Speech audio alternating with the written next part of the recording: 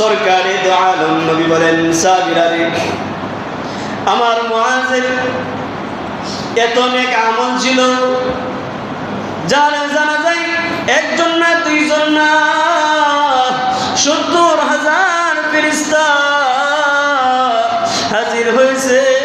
যেই মুআযের জানাজা পড়ে আমি কবরের মধ্যে রাখছি, আর সাথে সাথেই দুই পাশের মাটি এমন জোরে ছাপ দিতে চাইতেছে, কিন্তু ছাপ দিবে মাত্র আমি রাহমাতুল লিল আলামিন যখন এই আওয়াজ দিলাম, সাথে সাথে কবর দুই পাশ দিয়ে আবার চলে গেলেন।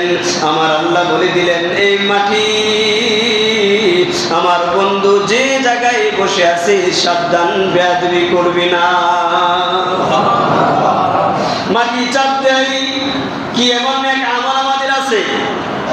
আমরা তো জুমার দিন নামাজ হয় মনে করি যে আমরা ইমানদার হয়ে গেছি, আর যে পছন্দ আছে না পড়লে কি সাদ ইবনে মুআয